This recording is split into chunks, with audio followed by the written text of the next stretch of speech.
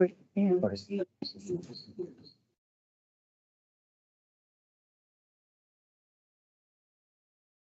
Okay, good morning, everybody. Welcome to committee members and members of the public. You'll note that I'm not Deputy Mayor Melissa Saturn Putter. She's away on holiday, so I'm standing in for her as Deputy Chair. Please ensure that your devices, cell phones, etc. are switched off or on silent mode while this meeting is in progress. If a cell phone interrupts the course of the meeting, we will stop and wait for the device to be muted. This meeting is being held in the supper room, the Wahinga Centre, Margaret Town Hall. It is being live streamed and will be available to view on the Council's YouTube channel. The emergency exits for this room are the door you came in, and I believe the exit behind is actually closed. Is that right? So the only exit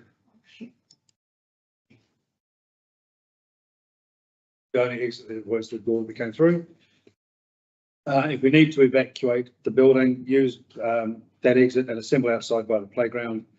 Please remain at the assembly area until the building has been confirmed clear.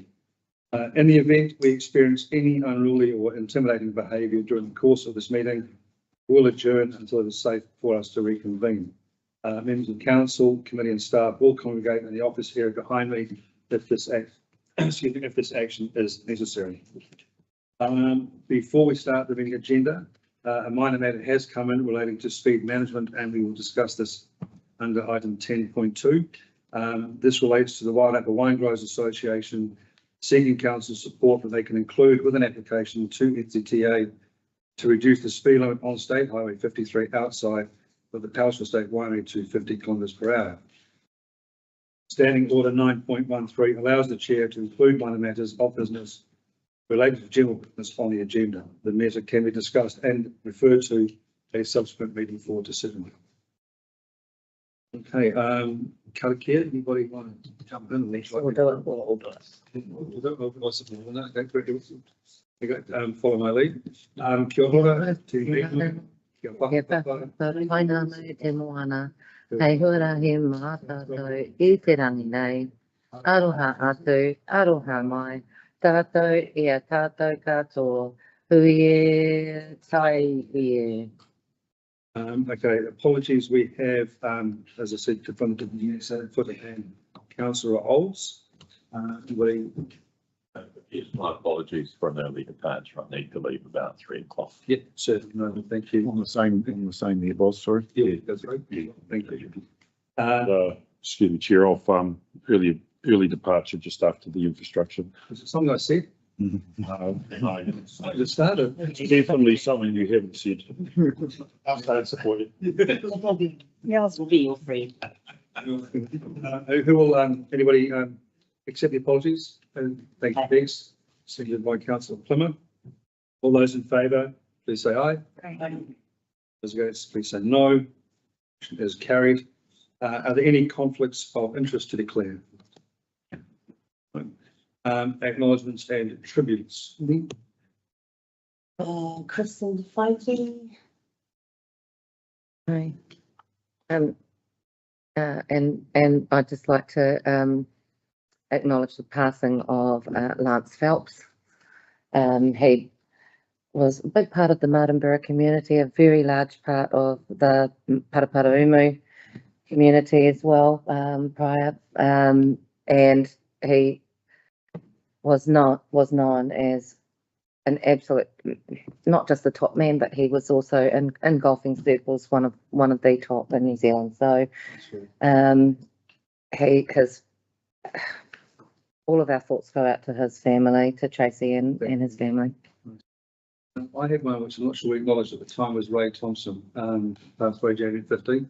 Ray was the founder of Te Rahana Estate, major figure in the music and film industry, frequently described as being a force of nature, the founder of Cloud9 Children's Foundation, Cloud9 Screen Entertainment, etc., etc. And I had the pleasure of meeting Ray on several occasions and enjoyed his company. He passed away at his sleep in Australia on January 15, so his family as well. Okay, any others? Okay, we will now move to public participation. Jim, you are over the room. Yes, it Hilly? is. Jim, would you like to present your opportunity, please? Uncle Simon. And another one before, this year, just a reminder, 5 minutes to speak for the committee, including question time. We get to 4 minutes, Amy will raise her hand. 5, I'll let you know your time has come to an end. Sorry.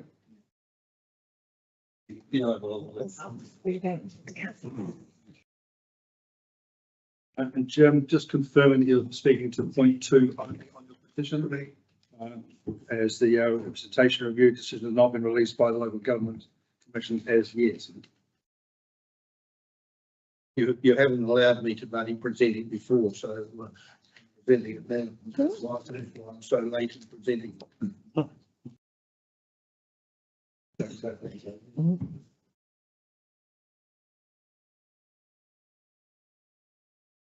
Okay, Jim, then whenever you're ready to begin. I am presenting part 2 of the petition, as part 1 is out of council's hands now. There are over 300 signatures to the petition. We want South Wairarapa to immediately conduct a first principle rates review to identify all communities and benefits they receive from rates as per section 101 of the Local Government Act 2002. Rates are not a wealth tax that they are charged against one's property to pay for council services and activities. It is up to each person or committee to pay their share of council costs based on the benefits they receive or can receive from rates they pay. There are 2 significant communities in South Wairarapa, urban and rural. Presently, water, sewage, urban stormwater, refuse recycling, collection, roading, footpath, the allocation of costs is more in line with the use of and the benefit one receives from council services. It is not the same for facilities funded by the general rate. An average Featherston residential capital value portion pays 691 and an average dairy farm pays 5,796, both receiving similar benefits, except for urban facilities, which urban need more and receive more benefits from than rural. So should be paid more by urban than rural. Was funded by UAC, 70% urban, 30% rural by the previous council, which is more in line with the use of those urban facilities. They have it right. The rest of the functions funded by the general rate, councils say benefit the community as a whole, which means residents and ratepayers. Then wrongly go straight to the general rate on capital value, which has little relationship to the use of council services in today's world with some UAGC.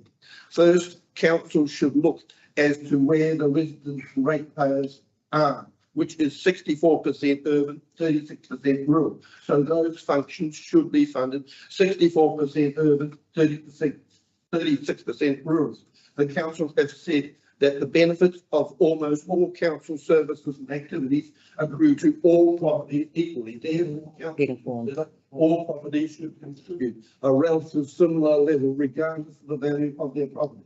The only tool council have which would deliver that is a UAC, which with a differential, which would see urban pay 64%, rural 36% for those functions. A UAC is not limited to 30% like a UAGC is, as long as it has a differential. By my calculations and the calculations I've given you, with the information I have, show if all the functions that are now funded by the general rate, urban paying their 64% is 2,278 per rating unit, and rural 34% is 1,516 per rating unit. Rural is smaller, mainly because rural has more rating units per population. Rating units are 54% urban, 46% rural. This does not take into account UAGCs. By increasing the UAGC to 28% is only a step in the right direction. The 28% is very misleading, as council only effectively use about 67% of the 30% because of the 2% not used and the inclusion of refuse and recycling within the 30% cap as already funded by a fixed charge. Does not change anything. The whole 30% should be used. District services rate is funds. District services rate to fund urban facilities. Those in the rural area within the 10K area already pay a higher rate than those in the urban area who needs those facilities and get most of the benefit. Council's option within 10Ks will see a Featherston average residential pay 482 and get most of the benefit, whereas an average lifestyle pay 1,165, an average dairy farmer pays 4,036. Need them less and get less benefit. It's time urban pay their share for the benefits they receive and not be subsidised by rural. It is all about keeping urban rates low at the expense of rural. Have I got more time on? Yeah, you're right. The boundary for the three towns is identified mainly by their respective spatial plans. The land is able to be subdivided into very small sections, 1/4 of an acre or less, very densely populated, not much room to swing a cat around in, so need urban facilities and mostly connected to urban water and sewage. The rest is rural, mostly large open green spaces, mostly have their own facilities and mostly cannot be subdivided to such small sections as in urban. I wish my report to be recorded in the minutes. I've given you a copy of my calculations. One is if all the functions by the general rate are done by a UAC, and the other one is if all the rates, if they could be, but they can't be, done by a UAGC. There's also a breakdown of your new proposal in there and what each category of rate payer will be paying by them. So forth. Right. Thanks very much, Jim. Thanks for the effort you've put into this little presentation. It's quite more than detail as usual. Anybody got any questions for Mr. Headley? Councillor Evans? Thanks, Chair. I'll catch up with you next week, Jim. Come and have a chat about what you've talked about today, and discuss the LTP with you. Yeah, thanks very much for that. I have made tried to reach out to councillors, but a lot of them don't want to engage with me. So it's very disappointing. Councillor Maynard had a question for you. No. I was just like, hang on. Wait. Also, I'd like to bring up about the consultation for the new thing you're doing. Conversation to have. It's not consultation if there is no hard copies available for those who are not computer literate. Okay, thanks, Jim. That's great. Appreciate your feedback on that too, as always. Okay, anybody else? Quick question for Mr. Headley? No, great. Then moving along. Thanks, Jim. Thank you. Urgent business. Do we have any urgent business? Is there anything urgent we need to bring up today? Mr. Councillor Woodcock? I just don't know if we've done the urgent business. When we first started on council, public participation we always had a part in our agenda afterwards to discuss public participation. It seems to have disappeared. I would like to see it come back. Pass it into the full-time chair. Yep, tough. Okay, minutes of confirmation. So we're now considering the strategy working committee meeting the 12th of February 2025, item 70.1. Are there any corrections required? No, we just happy with those? Okay, do I have a mover to accept the minutes of the strategy working committee meeting? Can you guys just be quiet like that there? Thanks. Guys? Thanks very much. Do I have a mover to accept the minutes of the strategy working committee meeting held on the 12th of February 2025 are true and correct record? Silence. Thank you, Councillor Graham. All those in favour, please say aye. Aye. All those please say no. Against? Motion is carried. 7.2, the minutes from the 26th of February 2025. We are now considering the strategy working committee meeting minutes from the 26th of February 2025. Item 7.2, are there any corrections needed to those minutes? Right, do I have a mover to accept that the minutes of the Strategy Working Committee meeting held on the 26th of February 2025 are a true and correct record? Councillor Gray, seconded Councillor Macaulay. All those in favour, please say aye. Aye. Please say no. I'll abstain, boss, because I wasn't at that meeting. Thank you, Councillor Cook. The motion is carried. Thank you, Amy. And any matters arising from those previous minutes?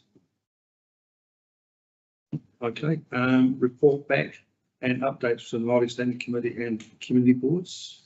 Well, So we had our forum hui last night, so for our Matariki celebrations this year, we want all three of our marae to coincide so that they're not all on the same day. Yeah. all right. And so whānau can go to each one and try and arrange things between our marae to do something different at each one, so everyone gets the full experience of Matariki. Yeah, so hopefully we'll be able to report back and come up with some plans and agendas. What? Amy, do you want to do community board reports now as well in there? Or Mhm. we leave that for later on? Yeah. Could we move on from that to see the minutes of the committee now? Okay. Yeah. We've done the petition. Go on to the decision. 10.1. Ms. Ansell, the table.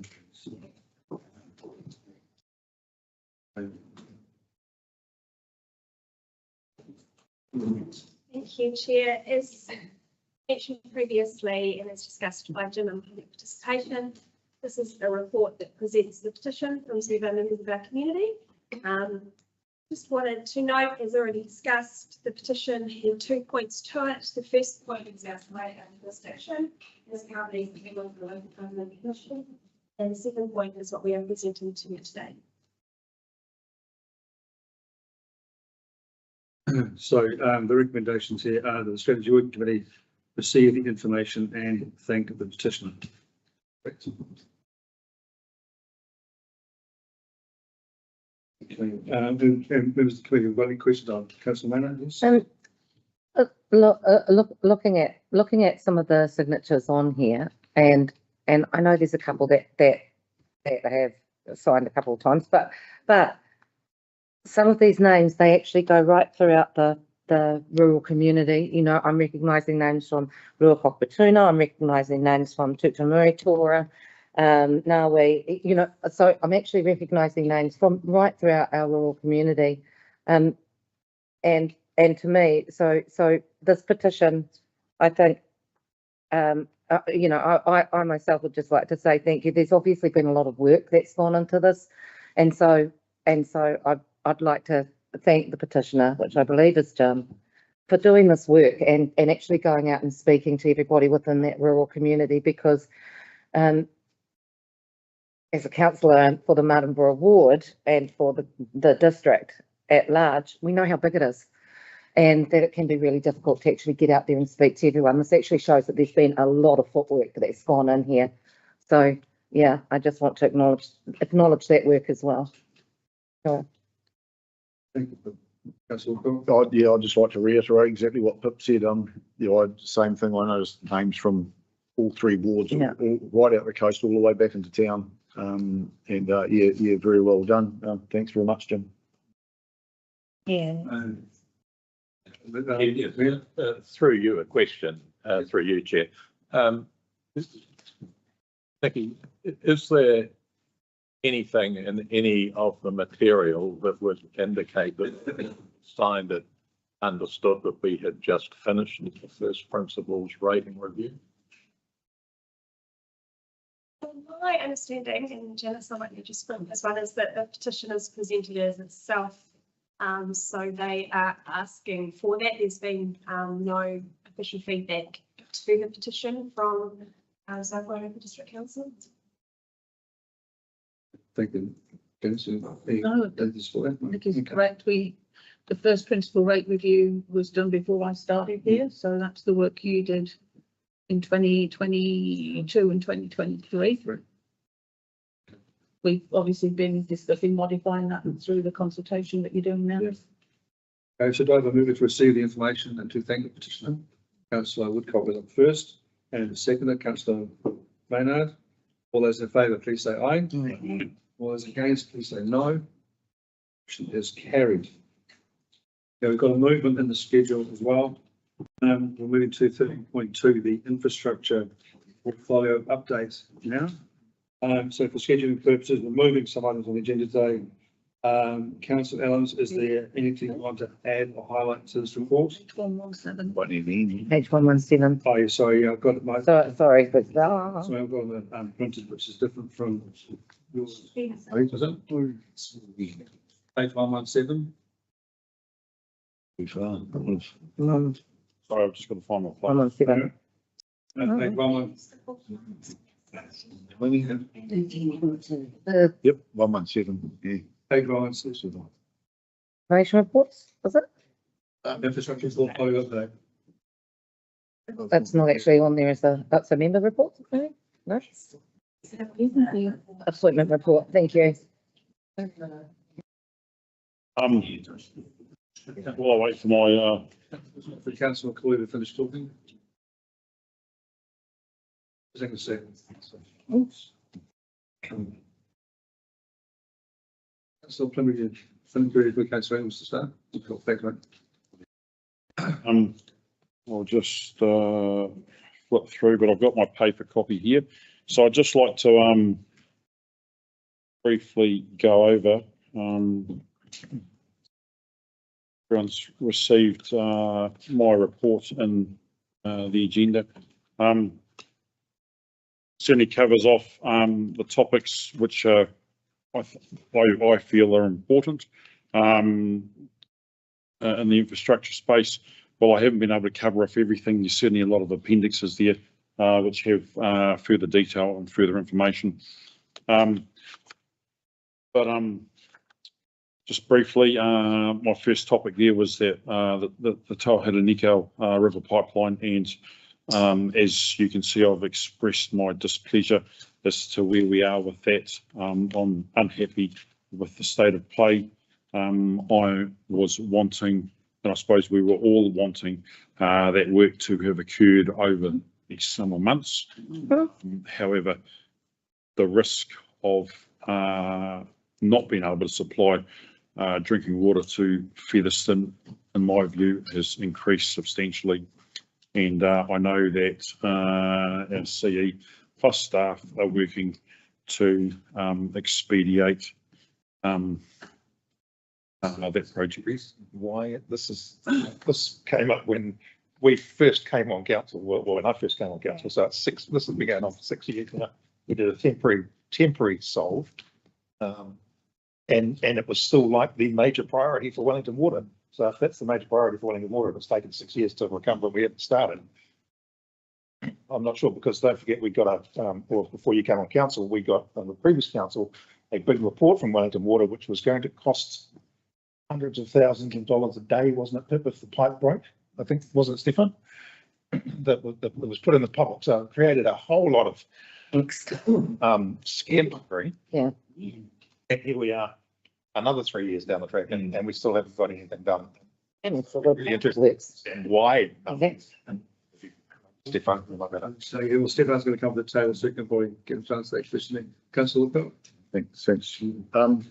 Just reading here about it, it says here that February last year, this council approved 2.75 million of funding. Well, I can't remember approving that money at all. I remember approving a certain amount of money to for design, and they had mentioned a budget they had, but I definitely can't remember signing off on 2.75 million as fully approved.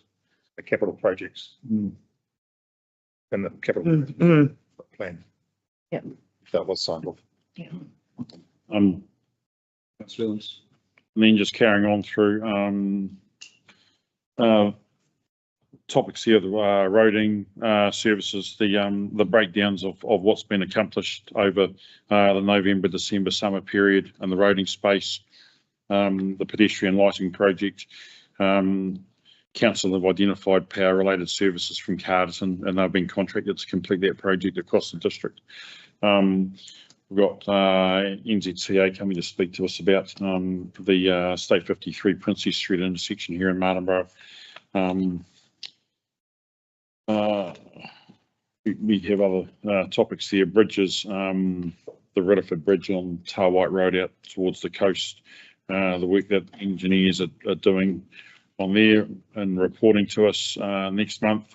Information, Cape Palliser, Special Purpose Road and Eco Reef as well. And then the final, I suppose one of the final points here is 1st of July last year, we Will Stefan and the roading team renegotiated the Rumahanger Roads contract with Fulton Hogan with that new operating model of find and fix.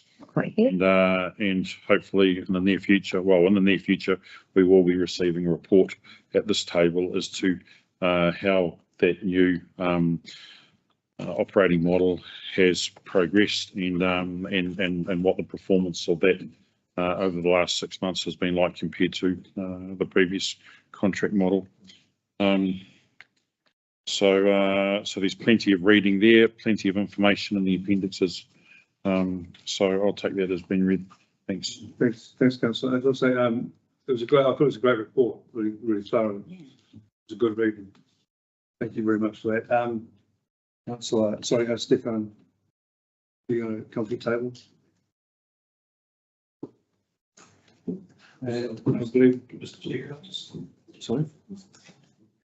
Oh, there's one online. Sorry, Mark Owens. So we're being joined by Mark Owens from NZTA. He's going to present on the Greytown State Highway 53 Street, etc. road projects. So, Mr. Chair, before we get on to sort of questioning on this, I just like to just say in the amenity structure, really well done. It's the first council meeting I've been to since, but James and his team with the pavilion in Greytown, a massive piece of work, and it's been very well received in Greytown, hugely well received, much bigger than I thought it was ever going to be. In fact, when Boz and I, oh my God, but it is a fantastic facility, and it'll probably do the next 50 or 60 years, I would imagine, for sport and recreation in Greytown. And I've had nothing but positive feedback from the team, or from the team's performance on it, and the sports facilities, the sports clubs that are using it, just love it. So thank you to you, James, you for managing that one. Stefan, do you want to talk through your report? How do you want to approach this? Thank you, Mr. Chair. Take it as best. Has anyone got any questions for Stefan? Stefan about the pipeline. Do you want to talk about the pipeline? The Rumahanger Roads or? So, morning everyone. The delays on the Tauwharanuka pipeline are well understood by everyone here.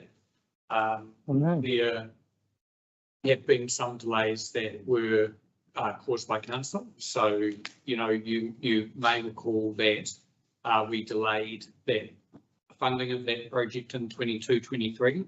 Then we did stall it again briefly in 23-24 while we reprioritised other items in the capital project. Most of the frustration, though, from me and my team have been what happened subsequently. So in the 12 months, since the funding was approved, why hasn't the project proceeded at pace, given it is such a critical project and Featherston's water supply relies on it.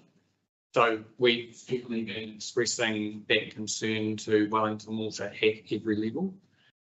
We are looking now at what our options are in relation to expressing that informally as a failure of performance. So we really, the message to you is that we're really doing absolutely everything we can as a management team to put Wellington Water under pressure and to have that project delivered before the wet season, as was originally agreed. Now, as I understand it, if we proceed on the basis that we are planning to, contractor will be assigned and they'll be in the river in April to start the work. But you don't have any disagreement from me or my team about how long this has taken and how unacceptable that is, but I don't have anything more that I can really say to you on that. There's nothing definitive from Wellington Water at all that says we will have diggers in the ground in April. In the water and April, it's the last message. And the 2.75, is that a robust figure? Yes, as robust as any figure is coming out of Wellington Water at the moment. I mean, So do we need to get Well, you're reading the same news as me. We are interrogating that number with Wellington Water. Obviously, I don't think I'm speaking out of turn here, but just look at me. Candidly, no. Just look at me if I am, Janice. I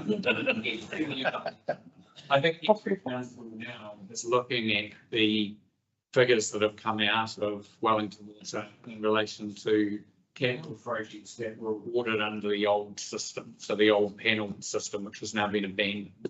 Every council will be looking at every project that came out of that and asking Wellington Water to provide an assurance that that number has still got integrity.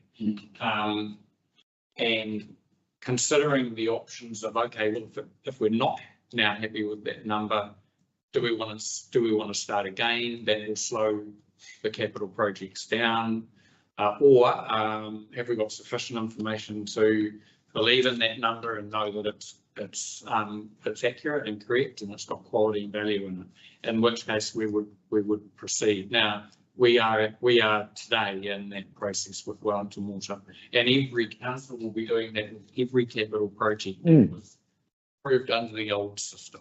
So it's quite an effort, but we're not sitting on our hands in relation to. And just to reiterate for those that believe a local contractor could do this, we've looked at that and there is no possibility that a local contractor could undertake this.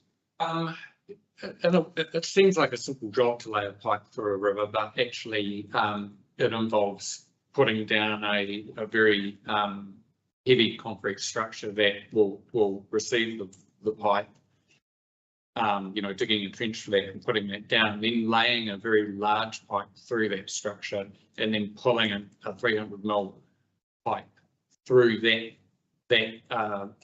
wider pipe and then testing it and pressurizing it and getting it online. That's something that a specialist contractor needs to do. And we are looking at who is going to be awarded that contract and just testing that we've got the right person on that job. Think anybody? Yes, just a comment in your direction, Chair. I don't think asking can a local contractor do it is necessarily quite the right question. I think the right question is, if we contracted it ourselves, would we get much better value for money? And I'll just quote an example from Upper Hutt. Upper Hutt started out with quotes from the panel, decided they didn't like any of them. This was for laying a pipe along their main street in Upper Hutt. Didn't like any of them, said we will contract it ourselves. And they put it out to tender, and the successful tender was actually one of the people who had applied the contract through the panel, but their price directly to Upper Hutt was $1 million less than their price previously. So it's who gives ratepayers best value for money, which I think is the critical issue. Noted, thank you. Councillor. Yeah, thanks. Because, I'd just like to back Martin up with those comments he just made. I think personally we have full justification to take these jobs off Wellington Water with what's been happening. I know of certain jobs where it's been 4 times the price of Wellington Water. So the 3 times you say in the paper is not always accurate. Thanks, Councillor. Aidan, does your hand up as well? Okay, I'm aware, Mark, obviously you're on the time limit for us, so floor is yours. Good morning, Chair, Mayor. Thank you for the opportunity to come along today. Just for those who don't know, my name's Mark Owen. I'm the Regional Manager for Maintenance and Operations for Wellington and Top of the South region with NZTO Waka Kotahi. And it's nice to come along to the face-to-face, just a couple of ideas here. I want to acknowledge that this came out of a vision, South Warrnambool District Council for us to look at this intersection. So we're coming along today just to give you some ideas, and I just want to flag they are ideas. It's just a draft concept. Really welcome your feedback, and we have a bit of discussion. It's got a short presentation to go through, and then take any questions. So you're probably familiar with this, looking at just at the western end of Martinborough Township there, so the intersection of Thadaway 53 and Princess Street. If we could just flip to the next slide, please. So existing layout, I'm sure you're probably all familiar with it. They're coming in from the sort of Featherston, you're in the 70k environment, and then it drops to 50. We've got advanced speed indicator device that advises people of their speed as they're entering the urban area, converts to a 50k speed limit, and then you come to this intersection, which is a crossroad, where they stop on Princess Street. And it's worthy noting that Princess Street is identified as a heavy vehicle bypass, which again I'm sure you're familiar with. So it's a pretty well used road, and it is a pretty wide intersection. You can see the traffic counts for those who can't see it. On the highway, on average, it's about 3,500 vehicles per day. It's just an average over a year. And then on the side road, pretty significant, 1,700 vehicles a day using Princess Street. So it's not an insignificant. You can see down the bottom there, it just says 6 to 9% heavies. That's vehicles greater than 3.5 tonne. Question? Thanks, Mark. So 1,700, is that, does that relate to which side of Princess Street? Is it the southern side or the northern side? Because certainly on the southern side, which is a heavy traffic bypass, which comes out of, I suppose, the southern side of Martinborough, the eastern side of Martinborough, a lot of logging trucks, a lot of stock trucks. And Stefan might know better than I. I'm not sure where the numbers will come from your team. Or data. Your camps. Yep, thanks. So I suppose what you could say is there's sort of half the volume of the highway on that local road. But if you compare it to some of the other local roads, that's still a very significant. Yeah, it's fine. Yeah. Yeah, and the percentage, as you say, there's a lot of movement. And it varies, probably varies from summer to winter and all that sort of stuff as well. So it's just an annual average. Thank you. So in terms of the crash history, so these are reported crashes. I'm sure you're aware that a lot of crashes are not reported, but in their national CARES system that captures all the crashes that are reported by police, we look at it sort of a 5-year period. Just noting there was a delay in getting some of the information into the system. So we've had 1 serious reported, 4 minor injury and 3 non-injury, so that's 8 crashes at that intersection. All of them have been crossing type crashes. Interestingly, all the crashes are in sort of during daylight and dry conditions. And 60% of those occur between 12 and 3 p.m, which is probably the busy time of day when you've got the high number of movements. So probably not unsurprising. Could I just ask, is that a high percentage for a crossing for the number of cars, or was it because there's quite a lot of cars, quite a lot of traffic that you that number, that kind of? I'm going to come to that in another slide. It's a very good question. Yeah, Thank you. I'll cover that off. But I think any crash is significant. Yeah. So when we start to get a bit of a trend, it's definitely worth something we should. Yeah. Thank you. So to answer your question, so we do have a whole lot of metrics that we use. So we've got a high risk intersection guide that looks at it. It talks about death and serious injury. That's the DSI equation. And here we've got a sort of medium collective risk, if you look at the numbers, and high personal risk. If you compare it to the intersections across our highway network, based on the collective risk, it's not on the top 20, so it doesn't sort of come up on the radar as something high.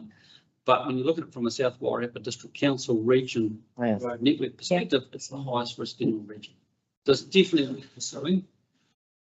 Whatever the numbers tell us, it's sort of for working out where we put our focus, but certainly I've raised it, it's important, and I think it's incumbent upon all us to look at solutions. So in terms of potential improvements, there's a whole range of options that we can look at, but we've got to look at something that's sort of fit for purpose. So there's options of you could stagger the side roads, you could close movements, you can close one of the legs if you wanted to. You could look at possibly putting in a roundabout it's pretty high cost, but we've come up with this option here just to make it more visible, and I'm sure the photo that down the bottom there just shows an example. It's not the intersection, but it shows you what it could look like. It's very wide, it's very open, and you could imagine that with faded lines and people don't notice the sign on the left-hand side of the road, the intersection is not that obvious. So people could end up driving straight through it, or could just be a miscalculation. So the option here would be to put in some splitter islands. So you sort of break it up. You put signs that are more visible to people as they approach off on Princess Street, and just make it more visible. Bearing in mind that we do need to allow for truck movement, so that's why we've got what we call the turning curves on there to make sure that the heavy vehicles can still swing around and get access. So that may mean that you should change the shape of the island, move them slightly back from the intersection. Could you go a wee bit slower, because to catch up. So the blue bits are they raised, or they Yep, so that's just a concept. They can change shape, but if you look at the bottom left-hand photo, you'll see that's what it looks like. So it's a raised curve, infill, and you've got some signs that are blocked. okay. And what are you doing around the left-hand corner? You setting something around there to mark it more? You just improve your road marking and you make it more visible. It's just narrowing the visibility for the drivers. Oh, okay, yeah. But not making the left-hand corner more obvious in any way. We could do, but as soon as you start touching curbs, you end up to road cross shape, drainage, and suddenly it costs exponentially. So we try and fit it in with the current layer. Yeah, The key thing, I think, is making it more visible on the right-hand side for drivers as they approach it, have something quite physical. Yeah. If we go back to the previous slide, which I'm not suggesting you do, by the way, but there was a lot of sort of thick arrow, thin arrow, which must mean something. I don't know. Yeah, the diagrams they use to determine the type of crash. Right. So clearly it is always the case that people on Princess Street will have caused the crash because they are having to stop, and they don't.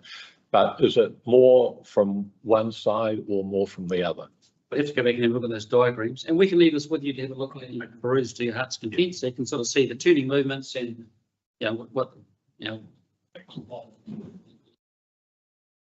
So this is an idea. Really keen to let it. We don't have to make a decision today, but really keen if you think that's got value, that's something we can pursue. It's easier to achieve. We're talking something that's in the tens of thousands, not hundreds of thousands. We start talking about a roundabout. We're talking probably hundreds of thousands, potentially millions. And personally, I like roundabouts, but they do have some complications, particularly for cyclists. Yeah, to get around. So you've got to start thinking about your footprint, size of the island, in the context of all users, and then there had been discussion with your community all around what's happening along Princess Street to the park. We do need to think about access for people that need to cross the road, pedestrian access, people in wheelchairs and stuff. So, we've got to take all people who travel into account as we look at what it's like.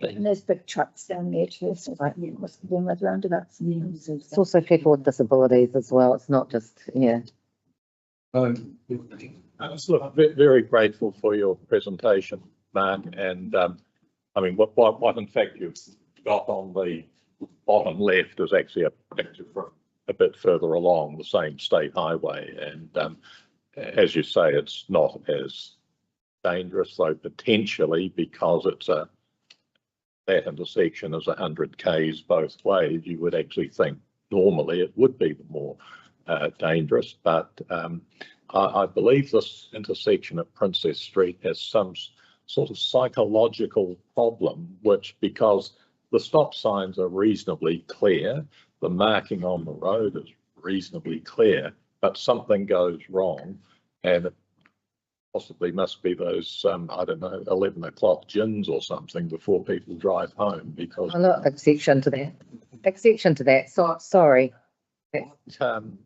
What appropriate. What I wanted to say is that all the people that I have personally spoken to have not actually had an actual crash, but they've been sort of 2 seconds away from one. I remember the last person actually sitting, still shaking. So, if I'd just gone that little bit slower, I would have been sideswiped. And I suspect other people from Martinborough have also had a number of those very close shaves described to them as I have. Thank you. I just I noticed on the bottom pit where you had your green lines for your swing lines heading to the north side of Princess Street, you never had them to the south with your blue island bit. I'd just like to see to make sure that you've actually left enough room, because of that heading south is actually where you'll get most of the heavy trucks, and they are 9-axle units going around there, so there's a lot of length in them. So Really happy to get any feedback around that, and this is the back of the envelope concept. Yeah. Designed to make sure it's caters for all movements, so. Yep. Thank you. Councillor Maynard, Councillor Evans, and then Councillor McCall. Well, kia ora, Mark, and thank you very much for this, because it's, with the Martinborough community, the community board, has really been asking for this for quite some time. So it's really great to see a solution now. I mean, so when we tend to know this road really well, so it's, there's actually a lot of space when you're coming up there. So when you're traveling on the left, there's another car can fit, and that blocks being able to see what's coming when you're wanting to go. And so more often than not, that is what can cause this from happening, is because they can't see out of one side. So that's always been a concern, and that's on both sides of Princess when you're driving. So to be able to put and change the shape of the road so the middle is really clear, and to take some of that away so it's not being used by two cars trying to get past each other to swing. I think that will actually, this is great to see a solution to what has been so worrying because of the amount of accidents. And you're quite right. You've got 8 there. We know that there's so many others that haven't been reported. And so it's just wonderful to actually see that there's been some work on this. And I think having that as a starting point where there's actually a sign that people can see in the middle from that side is actually going to make a really big difference. So yeah, thank you so much for taking into account the feelings from the community. Some good things there. I think the key thing for councillors and for council to consider is, if we do narrow it up and only allow one vehicle, you'll get some reaction to that. So you just got to be mindful that's what we want. And we've got to make sure we don't squeeze the left too much. The cyclists don't have room to get through as well. Yeah. And we can do that with paint. You can bring out the curb with paint and allow vehicles to drop. Or if you put a raised curb on the left, that's when you get some challenges around drainage. Yeah. So appreciate the feedback. This is a chance to test all those things, say what's the community up for, and throw it to the designers to say what design. Councillor Evans. Thanks, Chair. Amy, could you bring those photos up, please, for those pictures? Thanks a lot, Mark, for coming and presenting, and for your team for coming up with this concept. I was on the community board, Martinborough Community Board, in the last triennium, and during that time, myself and another community board chair at the time, Mel Maynard, went to Gore for a community board conference, and we saw down there what they had used their Innovating Streets funding for, which was some road safety measures within the township itself. We were really excited to see what they had done there with low cost roundabouts at a cross intersection, which had accident or a number of accidents occurring over the years. And we had come back to Martinborough and asked if, instead of the Innovating Streets funding be used for what it was proposed at the time, if that could be transferred into that intersection down there, but that unfortunately occurred. So just wondering as to, that is, I presume, a really, really low cost option. It's got those plastic ripple strip barriers right in the centre, some changes to the road markings, and it essentially makes all of the roads feeding into that intersection a give way. And I know that it's on a state highway. I don't know what the process is for initiating a giveaway intersection in the middle of State Highway in a 50k zone. But wondering as to whether, I mean, and it was great to hear that you said that the proposal which you presented on is costing around tens of thousands. I'm just wondering as to whether this could be even a lower cost option. And with your stats here, we're saying that a lot of the majority of the crashes are through collisions or through crashes where people aren't stopping at the existing, well, previously they were give way signs, but now they're stop signs. So I'm just wondering as to whether on those 2 feeder roads on the side where the Princess Street, but if that option was available on State Highway 53, have some of those plastic ripple strips further out and approaching the intersection to actually wake people up to the fact that there is a intersection ahead, so that they're requiring to stop or give way. Again, another low cost option. So that's something that certainly we had shared with the Martin Borough Community Board in the past, and yeah, great whether that option can but also great if your proposal, if they could all be considered and put on the table. Happy to take that away and consider it. Can't really comment on it, but yeah, happy to take it away and add it to the pot. Councillor Cole. Yeah, the thing looking to my, it's really a good presentation and nice to see something which doesn't cost millions and millions for a change. It's nice. But I just a bit time me Masterton. I strongly think that most of the problem of Princess Street is coming down from because so many people use the bypass from Masterton. So they're on a 100k road and they're coming down there and they're going to turn right, often thinking they're going to Wellington or something. And so they're kind of not quite in the slow down mood. So I'm just wondering about from that Masterton side in Princess Street, wouldn't there be perhaps a sort of idea to have that blue marker on that one? Because you didn't have one on that street. The blue that's on the ground was on street coming in, wasn't it? You didn't have that on. So the blue marks, the turning circles for a truck, painted lines, they were just to show you how the truck can turn around. Yeah. Okay. So there would be no markings per se on the road, on the carriageway, because it's a road that's named by. Could we back up again? Could we the picture bit that's marked it again? Is that how? I mean, is your Islands on it. I think you should talk about the islands. The islands, yeah, that's what I mean. Aren't they blue? Yeah, aren't they blue? Yeah, they are. Yeah, okay, yeah. So you've only got you haven't got the islands on Princess Street. So the 2 blue islands you're talking about there? Yeah, yeah. Oh, sorry. Yeah, okay, yeah. Yeah, so well, just in terms, I suspect a lot of the cars are speeding down Princess Street coming from the Masterton side. So, and that there's no gutterings that side. So wouldn't that be quite easy to put one of those little islands there too, to indicate to them that there's because some of them just rush straight through. They have the right of way, so there's no reason why we restrict their movement, providing they're abiding by the traffic rules and keeping to the speed limit. Yeah, the only thing you could right away, but it's a nice idea to tell them that it's a busy intersection. I mean, it's a good idea to always look at intersections rather than the speed through, even if you've got right away. If you want to change the behaviour, you then have to go to something like a roundabout where you force all people to slow down and navigate the intersection. And I think we've got to be careful, we don't end up redesigning the whole corridor of a massive project. So this is a solution that's got a concept, and I'm happy to take another ideas and we'll take it away. And there's a couple, and there's a day like this, that whole give way reminds me of that dreadful intersection in Wellington of Cuba Street. Smith Street, where no one knows what to do. Yeah. You know, that, it's not many years, but then we kind of in the space of ending up with something like that on a state highway.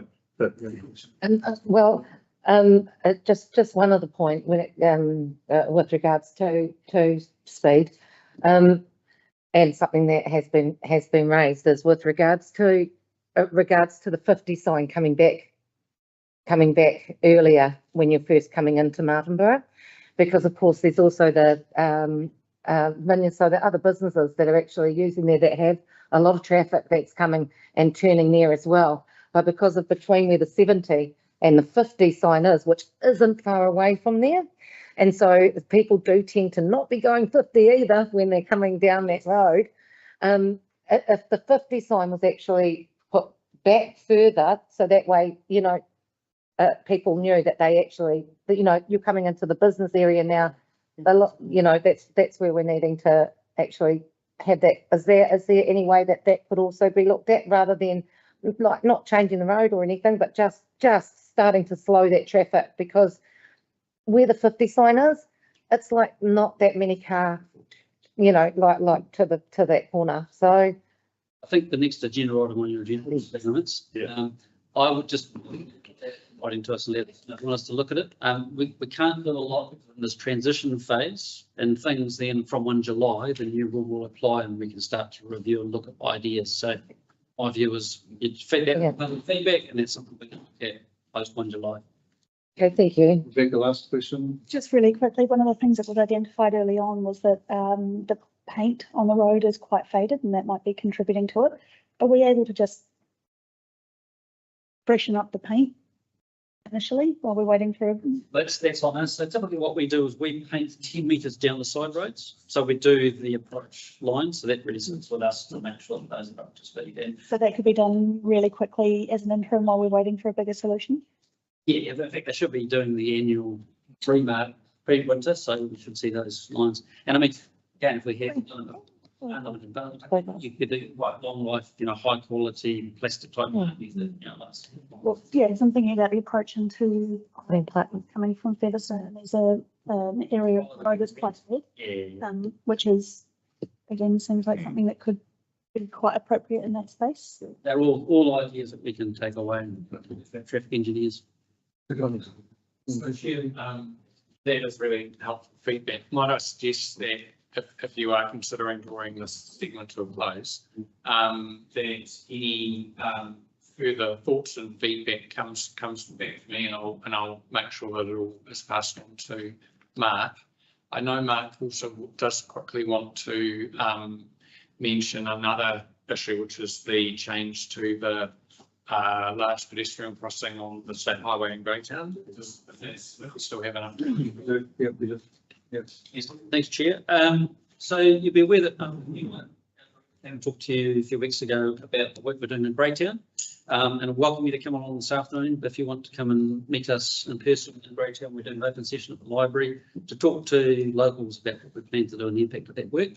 There may be some free food, so come and have a coffee with us. What are you doing? 3 and 7 afternoon. Councillor Bosley catering, is it? You. Well, I'm not the one that's going to leave at 3 o'clock. What I want to talk to you today about, and again, just sharing some personal experience, these can be quite challenging, these projects. We need to move the pedestrian crossing outside the town hall. And we've had a complaint from the resident whose driveway is it's a cross. It's very unusual to have a driveway coming out onto a pedestrian crossing. It's just historic, it's been here a long time, but it's now inappropriate. So as part of this work, because we can dig the road up, now's the time to move it. So we have a proposal to move it further south. We're really keen to get council and community view on this, because some people don't seem to want it, but others get really unhappy about it. We start moving car parks, and then you've got this crossing and curb extensions and that outside your business. So we've got an idea about where we want to go, but we just wanted to flag to you that it's there. We need your help and support in terms of pedestrian designs, make sure it's in a place where it's going to be used, and then working with the businesses and those that are going to be directly impacted. So where's the proposed one? Which business is it? Like There's, I think that's Blackwell's on the. Yes, so Sterling Woman and Shalari Boutique on the western side of the road. Right. Yeah, I know where it is. Greytown Kebab and Village Box Shop on the eastern side of the road. Okay, yeah, so it's not too much further down. It's not. There's Cahoots. It's just it's just a couple of. Yeah, that's Cahoots there. Do you know how those two? No, so we're just going to start that process now. Done successfully in the past through your contacts. We'd like to use those again so that we can do it in a way.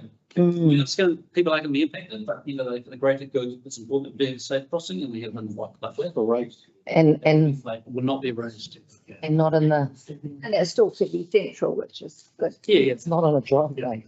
Well, that's really sort of news, Mark.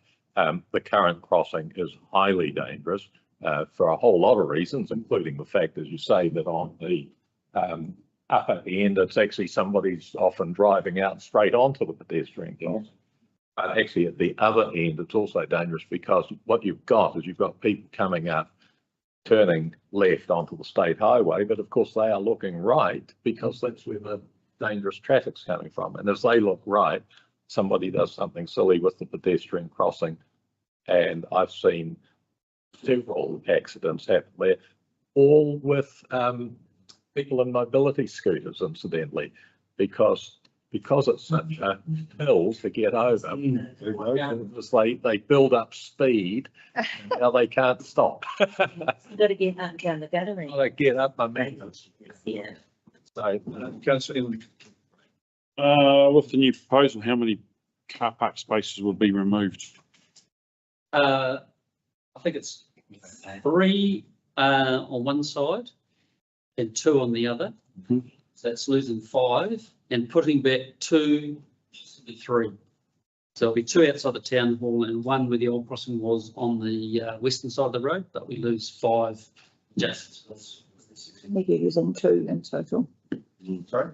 So maybe losing 2 and Possibly 3. maybe 2 or 3. Next month. Any other questions for Mark on this? On any of that? No? So that work is starting at proposed. So aside from there, the Greytown, the road rebuild through the CBD of Greytown is proposed to start at the end of April for 2 weeks. And that's why we're talking to the community today, quite impactful, but let's hope short-term pain, long-term gain, they'll be working days and nights. Done. And I'm sure we'll have a far better road. It's just that it's timely to do this. We haven't committed to exactly where, but I think we've got no choice to move this, so we need to do it at the same time. Let's say, Mark, your communications to the Greytown business community around the road works has been really good. And I've had good feedback on the fact it's been proactive and it's been plenty of time. And it's appreciated the effort that's gone into know what's going on. So thank you. Thank you. And the impact, of course, is significantly less because they can use West Street as opposed to having to go down almost to. Dick Carterton had to go completely bypass. Yeah, that's true. So when it's been done, the whole road will be closed. No. Just one lane. Plan is southbound will carry on. Oh, Northbound. okay. Oh, that's good. It's only 1 detours at a time. We might see some use of the council paid car. Yeah, we did go out. Wow. Around Sunset Lane. Is there any, is there going to be any parking on the road, or is that all going to be gone while you're working? Because I have had. Impactful people who can't get out of their properties, and you know, so it's a bit of a drama. Yeah, and that's the one thing. Works though, right? Yeah, that's the one thing from businesses that got back to me is they're concerned that no parking means no customer. Yeah, exactly. So we're aware of that. We want to do everything we can to find out the impacts, how we attract their customers to use. Encourage people to walk a little bit further. You know, to your phone. It is summer, I suppose I do. Is that a question? I don't know. Stefan. Just wanted to thank Mark for his time and to underline the really positive relationship that we do have with NZTA. We've been transacting a lot of stuff, including the SPR, the changing landscape in terms of funding, and also how we're trying to get through the change of land transport rules and the impact on our speed management plan. All of that has been head to tail, been very, very helpful. So that's good to hear. Thank you. Thanks very much for your time. Thank you. Stefan, I believe you'll be staying in that seat. We're going to be joined by Tim. Is he going to stay with? Where are we up to now? We're now moving on to the speed management plan updates. The Rumahanga Roads report. 10.2. 10.2, which is page 57. 57. 56, 57.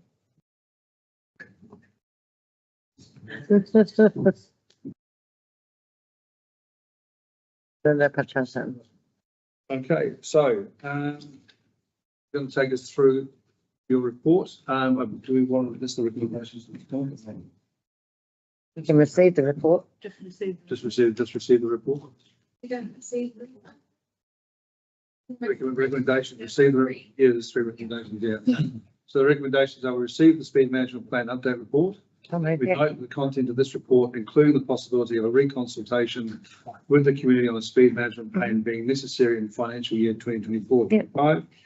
And we approve, point 3, approve the chief executive to write to the Minister of Transport requesting permission to implement the speed management plan that we recently consulted with the community on, and which has been approved by the Director of Land Transport on the basis that the SMP is largely consistent with the newly introduced land transport rules.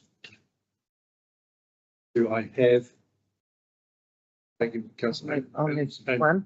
Receive And them? you're a seconder? Yeah. Okay, do all those in favour, please say aye. Aye. All those please say against, please say no. The mover was Councillor Evans and seconded by. But yeah, okay, motion is carried. Then, Thank you, Chair. So, this is, another issue which is been, frustrating for you all, and for my team. So obviously, we had a fully consulted, speed management plan. We went through, whole hearings and deliberation and resolution process. We sent that, plan to the Director of Land Transport, who approved it. And then the government changed the land transport rules, and the message to us was that our speed management plan now has no legal effect. We looked at that, you know, Tim has been in touch with them, I've been in touch with them, Martin's been in touch with them. There is a, you know, SVTAs have written to the minister, and there's also some formal action in the courts. None of that has had, we have had very consistent message, clear message back from the government.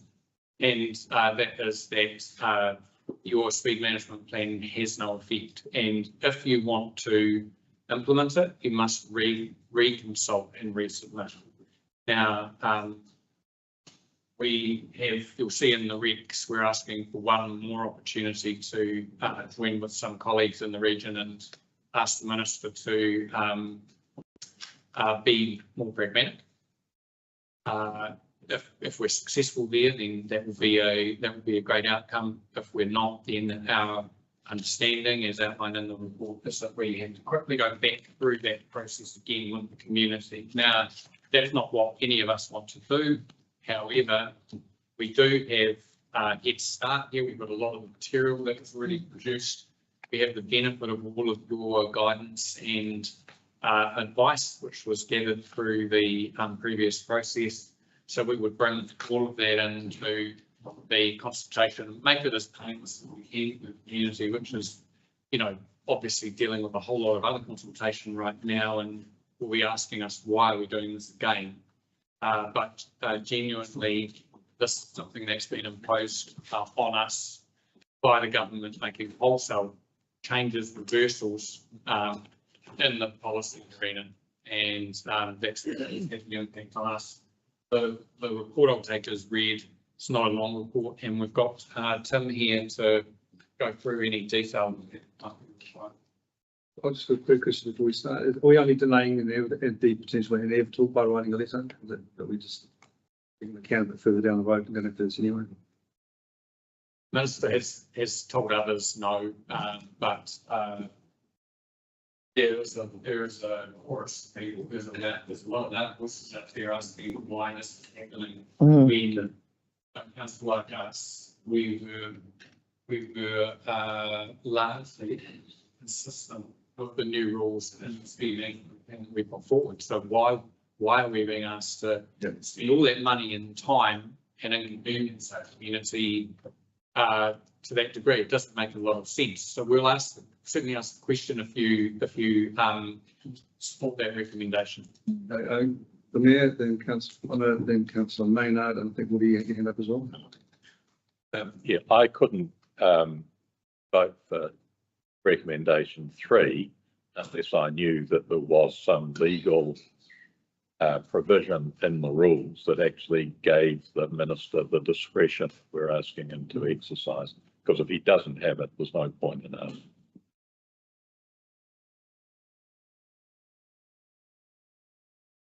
Alston? Yeah, thank you. I'm a little bit uncertain of what, when you say you submitted the SMP, on the 16th of August, we had the hearings, and we came up with, So August 2023. yes, 2023, which was then passed by council. So it was recommendation from this committee to council, was then passed. And there were 2 action items as well, which we'll come to later, which, but when you say you submitted the SMP, did you submit the ones that we wanted or the whole plan? Because there was, The change. so if I just quickly go through them, variable speed zone outside schools, consult Martinborough Speed to reconsult Martinborough for a speed zone of 40 k's in the square. Recommend to council Western Lake Road at 60 kilometres until it reaches the railway line, and reduce speed on all gravel roads to 70. That's what was approved by council. Is that what you went back to the minister to seek? If I remember right, that's what we did, wasn't it? Those are the changes that were incorporated in the draft of the plan. Yeah. And then They were the only parts that were passed by council as, but the whole plan, that's all that was in the plan. not sure whether that's correct, but Well, I'm reading the minutes of the meeting. Well, but My recollection, and my memory is notoriously bad, so forgive me if I have this wrong, is that those were the changes that were requested and resolved by council. They were integrated into the speed Okay, management yep. plan because that is the vehicle through which those changes can be made. And then we submitted that speed management plan as we are obliged to the Director of Land Transport for approval. No, that's not how that meeting went. That meeting, the consultation was done on the whole plan. The feedback came from the community, and this committee resolved to only do the things that I've just read out. Really, we can get clarification. That's really important. So so it's really important that we understand it. And also when you use the word advice, it wasn't advice from the committee, it was a direction. It was a resolution of council that those items were the ones that we would go and seek. And if, I think we might need to take that back to you. We when there was additional meetings, this is, my understanding is that you can't have a partial, you can't ask the government to just do all things in the absence of a larger speed management plan that's submitted for approval. So there may be some. we didn't ask for the whole plan to be submitted. We asked for the approval to go ahead with those particular things. Okay, well, maybe you guys can come back to us on that. Councillor Maynard, you had a question. yeah, so I was just having a look at the report here, and one of the things that it says is about the Martinborough Square precinct proposed 30 k's and remain 50 k's, and we've just heard about 40 k's. And my question is that when you're going into Greytown and Powderton and those other ones, there's now a 40 k sign when you're coming into the middle of, like when you're coming into the main area. And I know that that's on the state highways. My question is, why, when we know, and it's perfectly set out, so you can really tell where the main centre of town is here, why would we not look at having a 40 k sign? You know, that actually says that you're coming into the Martinborough Township, 40 k's.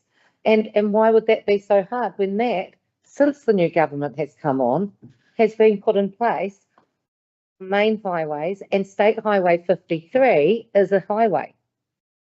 So why wouldn't we have a 40 k sign to show when you're coming into the Martinborough main township area for people? Because I mean that would actually fit into being able to happen. So that was just one of my questions that I'd like raised about bringing that down to the 40 k just around our main township area. Two things, State Highway, we're not the road controlling authority, so, and Yeah, that's, and Mark touched on it before, that rule said gives them the ability to look at it again from July the 1st this year, which he said he was going to. So that's their next step. State Highways, thank you. So 1st of July. look at it. Don't look at it, not do it. Oh, well, we'll see. We can submit on our preferences in relation to the State Highway 53 approach to Martinborough, and it sounds like there's a desire to do that. The 30, you know, obviously the 30 kilometre an hour proposal for the township was mooted in the previous plan. Yeah. That's no longer. We could go to the lowest. They have been moving. So under the minutes of that meeting, I talked about on the 16th of August, Sorry, I'll recommended council to consult on a Martinborough speed zone set at 40 kilometres an hour, moved by councillor Maynard and seconded by Mayor Connolly. and this is in the hearings, this is the hearings committee, hearings and deliberations that you're talking about that you sent to me, the 16th of August, The 16th of August. on the 16th of August. So that's, these here then went back in the changes that were being made to what was currently there. So these are the changes that we asked, not the whole thing was being looked at and we were only putting in, you know, brand new and only this. So I think that needs to be really clear. So these guys need to come back to us. Yeah, so we've determined that someone's going to come back to us with application and all that. Any other questions on comments, questions? If there's anything further, then next steps for this, Chair, right, we will write to the Minister if you instruct us to. If we get a yes, that's positive news and we can move forward on the implementation of our existing plan. If he says no, then we will consult this financial year, is because obviously what we're hearing from the community is please don't delay this any further. We really want to see these speeds reduced, and so we will consult as early as we can within this financial year. Come as apply funding, make the changes in the next financial year once we've finished. Okay, if there's no further questions, do I have a mover to 1, note the content of this report, including the possibility of reconsultation with the Committee on the Speed Management Plan being necessary in the financial year 24-25. The composure looks together. May I just ask a question through you? Chair. Chair.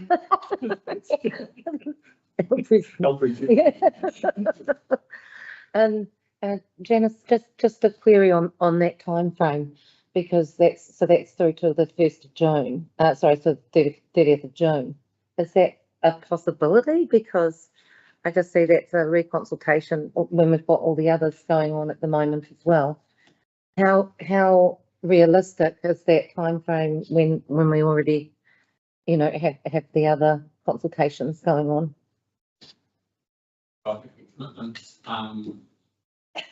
Chair, is we're listening to the community's desire to implement this as fast as possible. There's obviously a very strong health and safety dimension to this. It's got all our attention. We will try and consult as early as we can, bearing in mind the councillors highlighted, you know, an issue that it's quite a congested pipe we've got in terms of consultation, but we'll get it done as fast as possible. Yeah. Okay, so it's going to roll 2 and 3 together. So do I have a mover to? Could we have 2 and 3 separate, please, boss? Yeah. Different ways of voting on each one, thanks. Okay. Okay, do I have a mover to note the content of this report, including the possibility of reconsultation with the Committee on the Speed Management Plan being necessary in financial year 24-25? Okay, the Mayor and Councillor Evans, first and second. And do we have a mover to approve the Chief Executive to write to the Minister?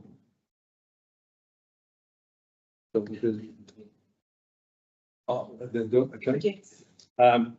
All those in favour say aye. Aye. All those against say no. Motion is carried.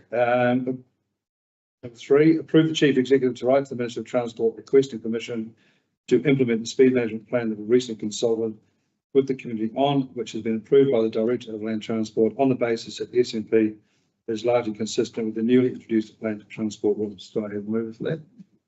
But, Yep. And second, Aidan. All those in favour say aye. Aye.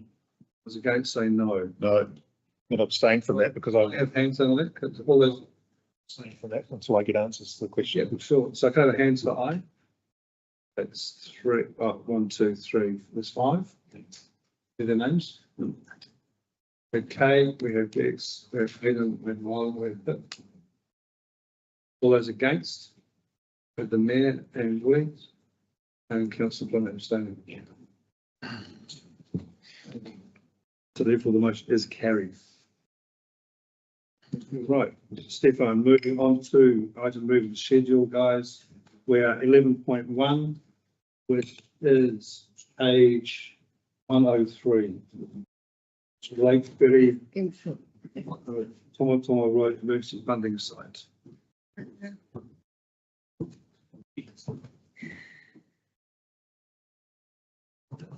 Yeah. Page 103.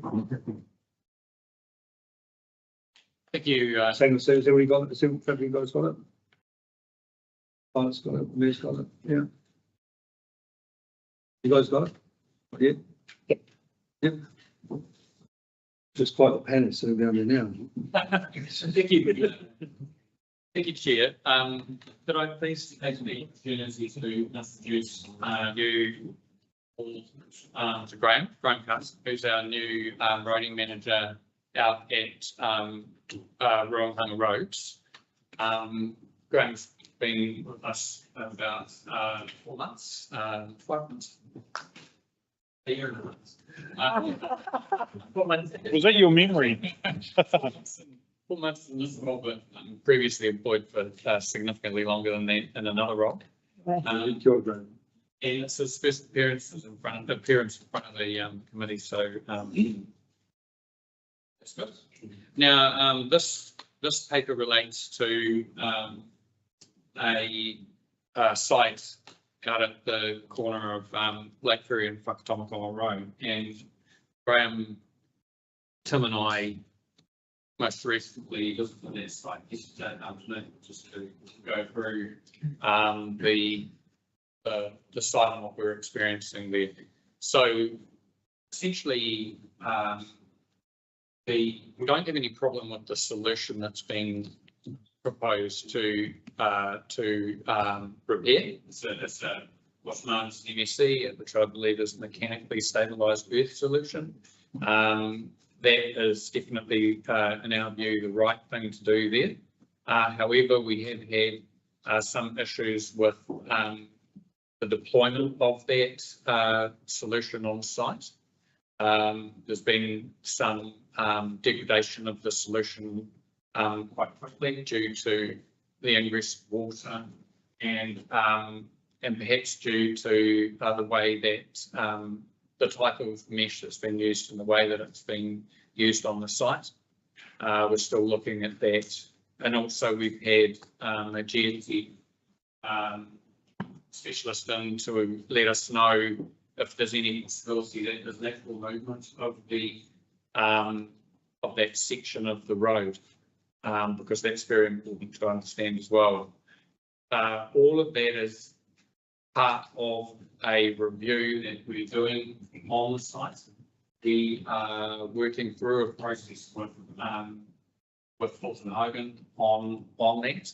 But what we wanted to give you at the moment, because it's attracted a little bit of attention in the community, and it's been a subject of some public participation. Yes. We wanted to make sure that we gave you a full account of what's happening at the moment. Now, in the meantime, while we go through that review, and we're doing it as quickly as we can, we've reduced the speed to 50 kilometres.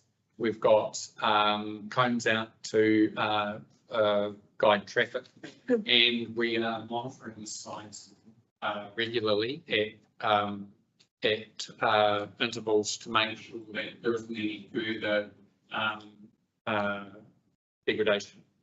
So we're keeping the site as safe as we can while we go through the review process. But yeah, just wanted to give you full information, and we've got the 18 here to provide you with the answers that you have. Thank you. Any questions, Aidan? Thanks, Chair. Certainly, over the summer period, there was, I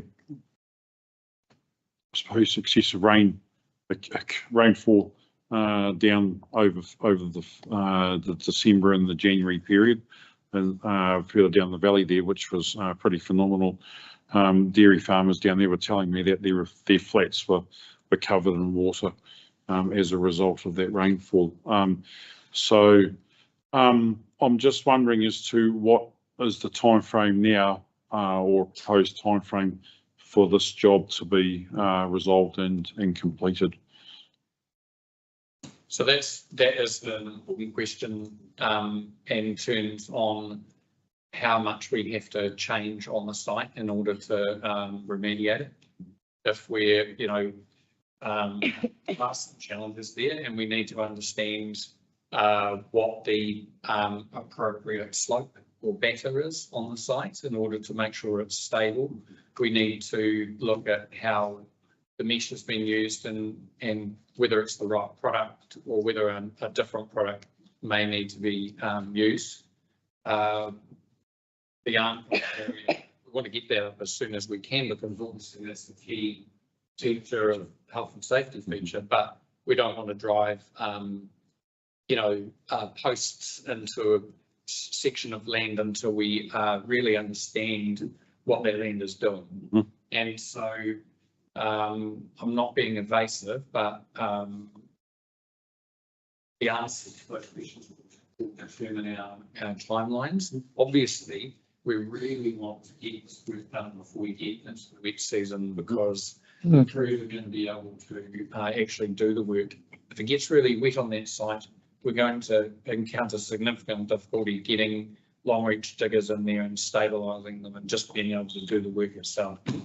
We potentially, sorry. We previously had a presentation, probably more than one, if not 2 or 3 presentations from Michael, who's come and spoken to us. So I'm just wondering, when you've got some more timelines firmed up, is it possible for perhaps whether it's yourself or Tim and I to have a conversation with Michael, share that information directly with them? Yes, yes, of course. Yeah. Intention, councillor, is to be as transparent as we can, obviously, with the forward plan for this site with the public in general. So we'll as soon as we've got good quality information, we'll put it out into the public domain. If we can communicate directly with him, hopefully we can take some of that heat out of his concerns and his. Yes, great. Because he's living right there, so he can actually help, probably, like, just letting you know if there's that significant rainfall, if something happens with that stump, or, things like that. So, I mean, it's yeah. Do you have a question? Oh, yes, thanks, Chair. Just curious, it's sort of hard to see from these photos. Is there any degradation of the actual carriageway at this stage, or is it all just more on the benching outside?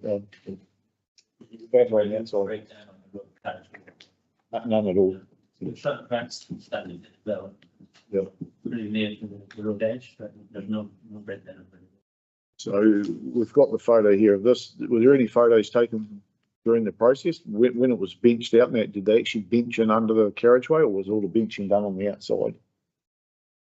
I do have 2 photographs of the bench that was cut in there, yes.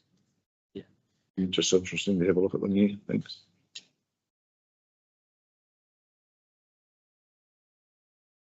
Sorry, System David, there's something else. My apologies. Okay, any other questions? So we all feel what's happening here.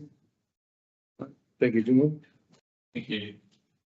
We were scheduled to have lunch about now, but we're moving rapidly through this. It's brilliant. So just talk to Amy about bringing forward the local elections, which we were going to do after lunch. Would that stand everybody? Yep. No, everybody's happy with that? Does that suit those are, is it okay with you, Nikki? Is that right? Okay, thank you, gentlemen. Thanks, Graham. Thanks for coming. What number is it? Thanks, Stefan. Sorry. What number is it? Local election is 10.3. So decision report from chief executive. There's some in the crowd that are here, to hear about the fitness and leisure thing. Could we do that first so they don't have to wait for the extra hour? Yeah, and school initiative. Yeah. That's all. You gonna stay with it? That's going to be a fairly conversation, I would think. Well, I'm quite interested. Yeah, given it's going to be, I think it's going to be a fairly long conversation. So we'll bring that forward after lunch. I appreciate what you're saying. Stressing us. I've been councillor. I hope what you think. Yeah. Okay. Hey guys, the local body elections is page 68.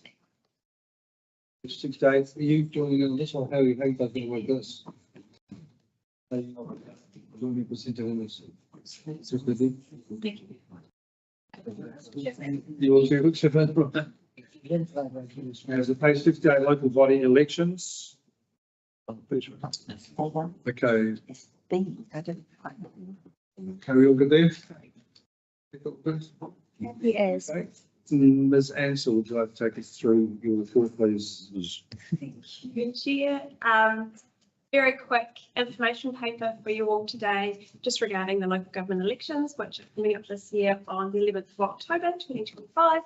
The report is to just give you some key dates and key activities and work that's taking place as a vote district council. There are really just two dates that I wanted to highlight with you today. One is that 11th July is the pre-election period under legislation, with of course the elections on the 11th of October. And also the next paper that will come to council, there is a legislative deadline of 30 June for council to decide how they wish the candidates to be ordered on the voting paper. That is the information paper today. Okay, do you have any questions for Ms. Ansell? Any comments? Elsie, would you like to, any questions about local body elections? Look, I'll ask separately. That's right. Okay, so That's my questions. right. Okay, so do I have a mover to receive the local body elections report? Councillor Gray, seconded, Violet. All those in favour say aye. All those against say no. Do I have a mover to note in 2011 council appointed Warwick James Lamp as the electoral officer for South Wairarapa District.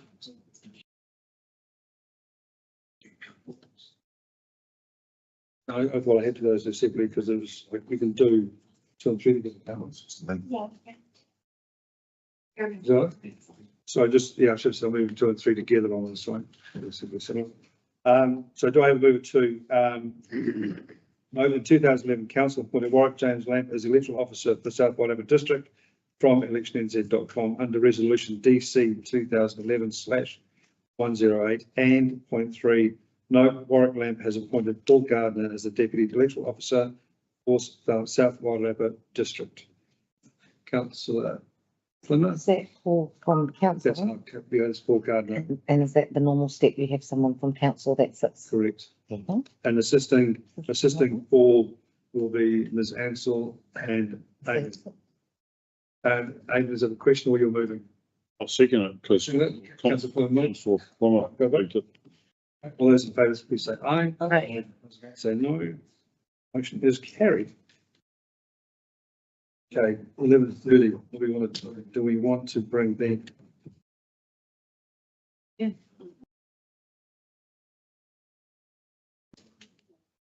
The next one.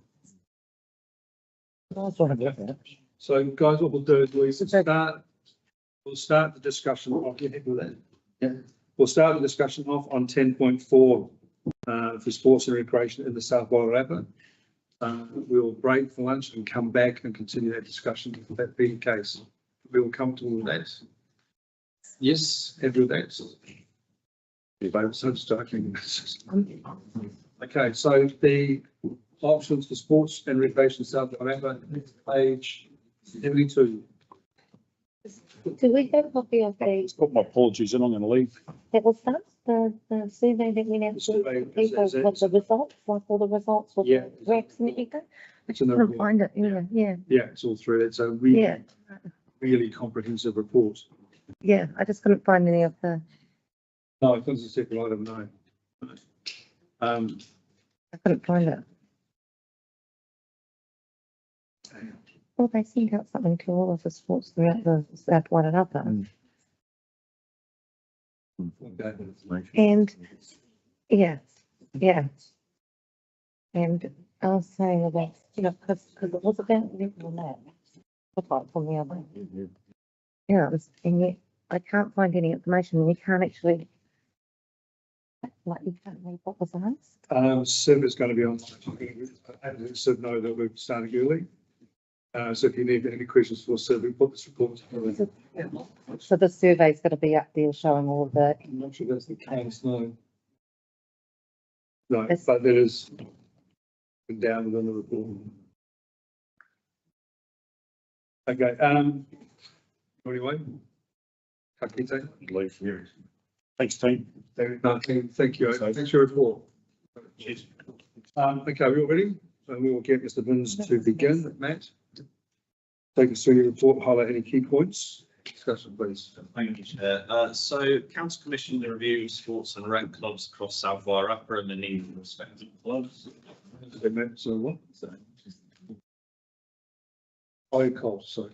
Carry on, Matt. Sorry, it's temperature thing. A survey was conducted and numerous engagement by clubs was held on this, and the feedback was reviewed by the advisory group. The highest and consistent priority identified is coordination at governance level, support activity, meeting funding targets, coordination of volunteers, etc. There is a significant demand on volunteers to provide governance, financial planning and sustainability in delivering activities and programmes, when it can become untenable for volunteers currently. Further changes to the Charities Act, all of our clubs that are charitable trust societies, then there needs to be a move to start changing to meet government requirements in due course. A number of these are not ready and require further help with it.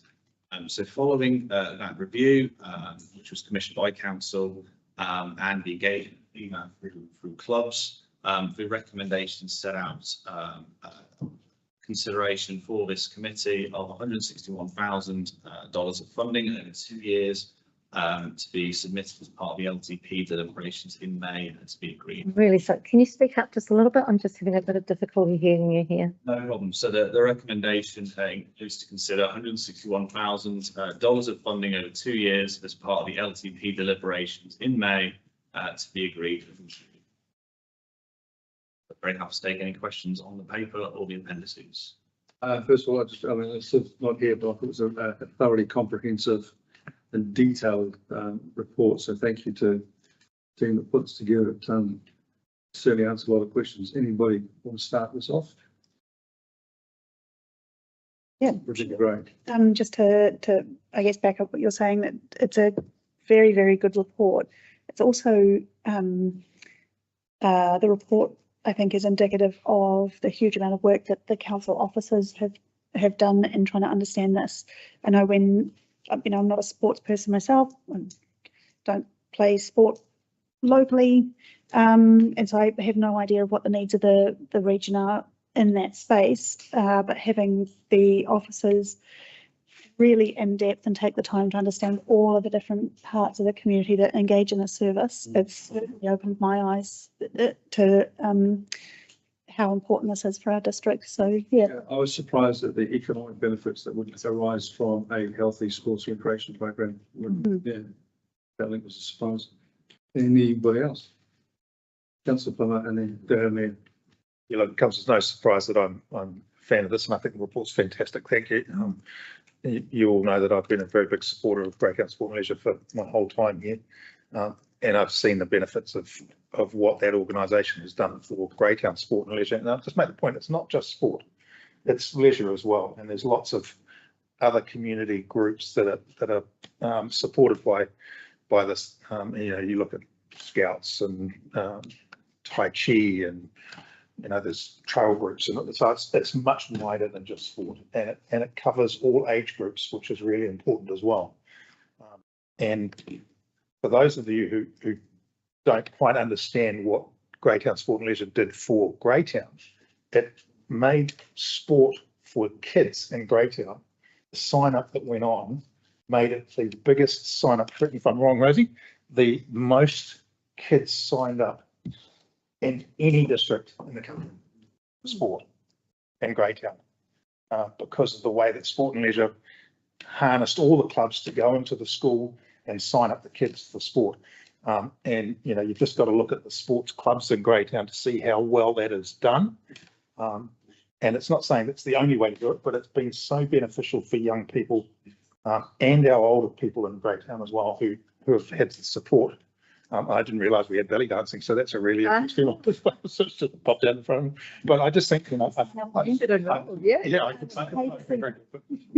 don't think there would be anyone in Greytown who has had an interaction with Rosie now and her three predecessors that I know of, that would say that hasn't been value for money and such a good thing. And you all know I've been trying to get this across the line to expand it across the district because of the benefits that have occurred for Greytown kids and clubs. So big supporter. I had no view on whether it should be council run or independent or whether. I think that's Janice, you could work that out, what is the best option there. But I think just encouraging sport and leisure activities across the community ticks so many of our boxes when we look at the ageing strategy and all these other things. This is the one thing that we could do. And I would also make the point that 161,000 and the amount of people that this would directly impact is probably better than the 150,000 we give away in grants. This would impact a hell of a lot more of the community than our grants. So. Yeah, thanks. Yeah, well, it's an interesting point that you raised there regarding the, if you like, the cost benefit of two different amounts of money, or roughly equal amounts. I mean, I would be happier to support this recommendation if in fact it did come with an accompanying recommendation that we save $150,000 by doing A, B and C. But as it is, it looks to be a sort of a plus. We're just adding more money to people's rates. And in this case, I have a concern about the process because we've already put out the LTP consultation document. Here we're proposing another cost.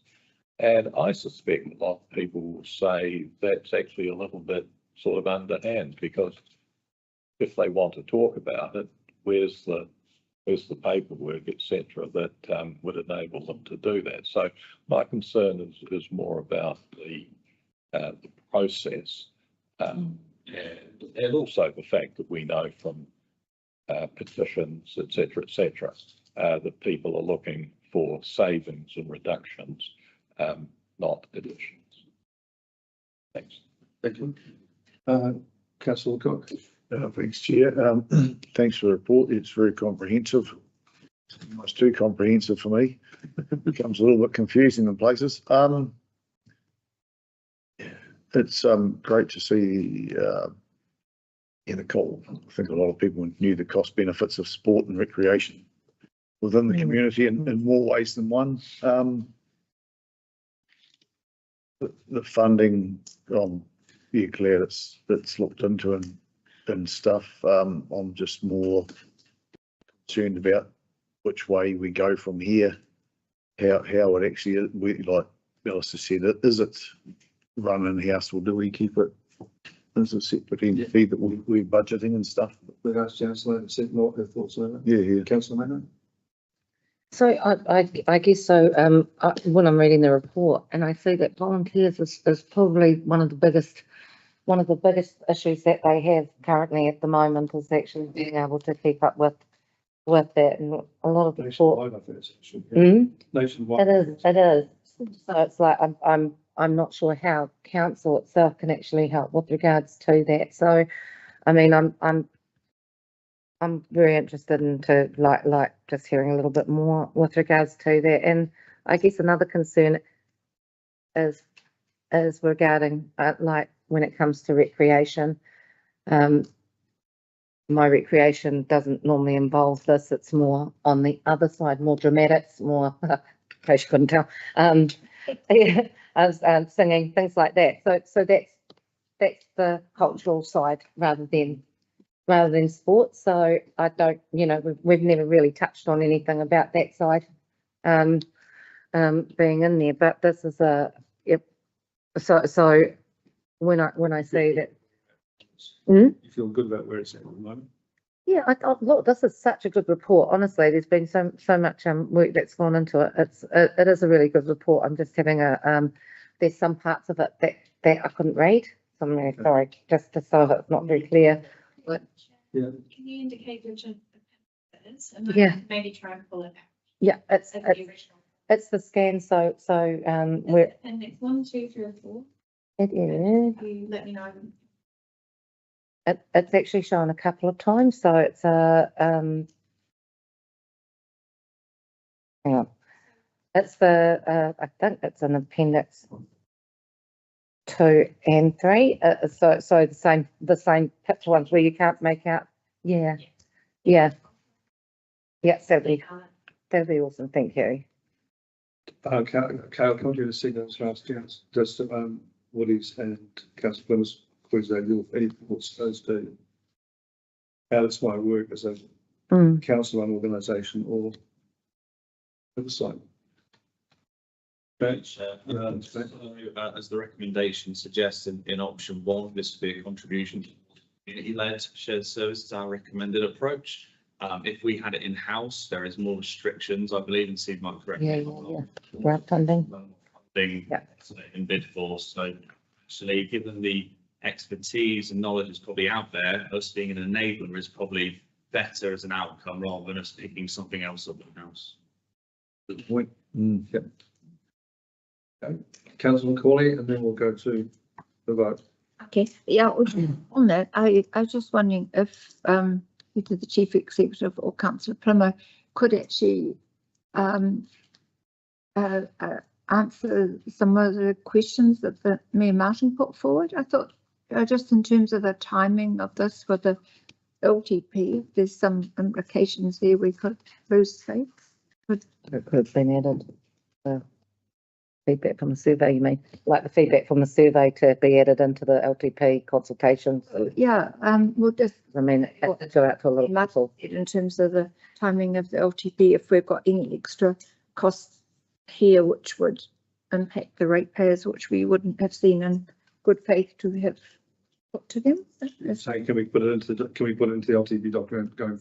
No, I'm doing it with what Mayor Martin said. If there's got a valid point there, that's what I was. Was it already in the LTP budget? Thank you, Chair. Thank you, Janice. No, it's not in the proposed LTP budgets. This recommendation would put it on the table for deliberations. It's 0.27%, $80,000 a year. That wouldn't trigger significance in terms of an issue of it being missing from your consultation document. If you remember, we had that discussion around your consultation is on significant issues. I think the survey that's been done has given you a lot of background information about how the community is responding to this particular issue. So putting it through the current CD isn't going to give you anything potentially different to what the survey's already given you. So making a decision as part of deliberations is quite valid. Thank you very much.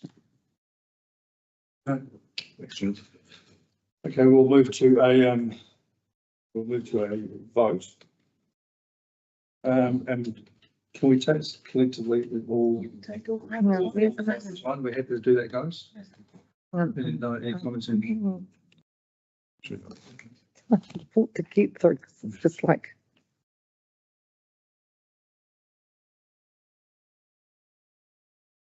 If you've done the, so what page is that on? 73. 72. Okay. And we go with 1 through 5, guys? Just individually?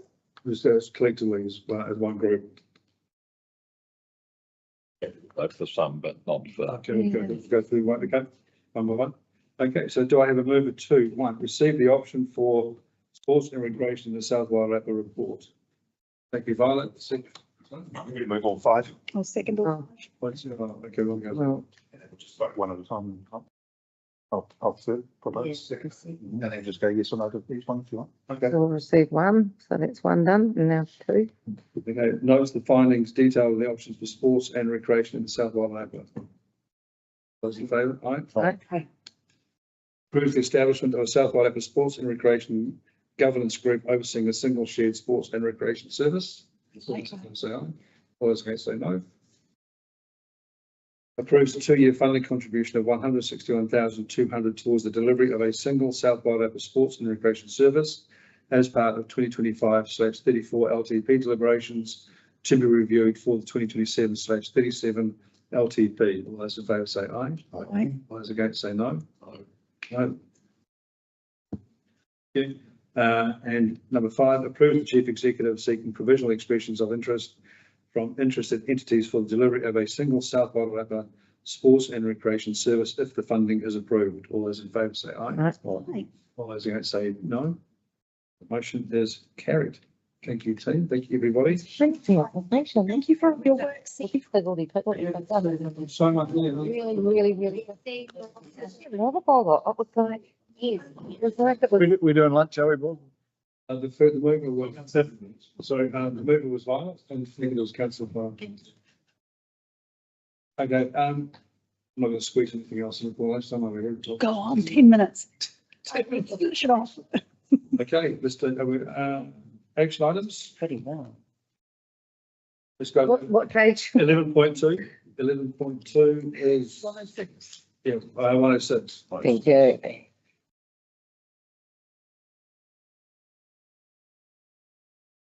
I guess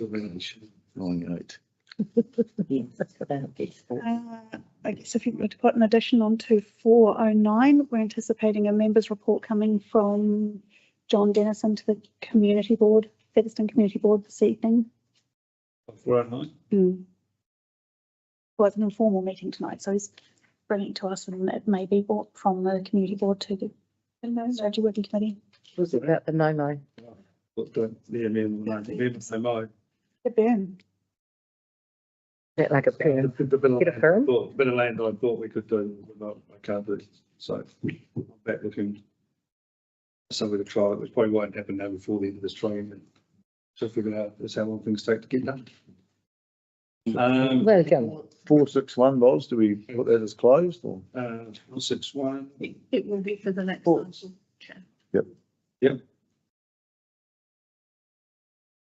26, anybody else? 135. 135. Quiz clarification of levels of service of the Wellington Water and other relevant contractors in relation to drainage clearing of waterways across the district. There any updates to that? No, further? And with regards to 126, just wanted to check that where we're at with regards to same thing. Sorry, which one? 126. Yeah. Yeah. 26 is Soldiers Memorial Park.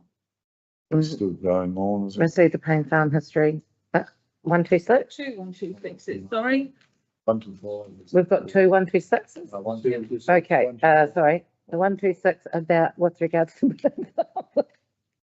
Yeah, there is, tentative. Not 26. Not? That's just. Not for this meeting. Okay.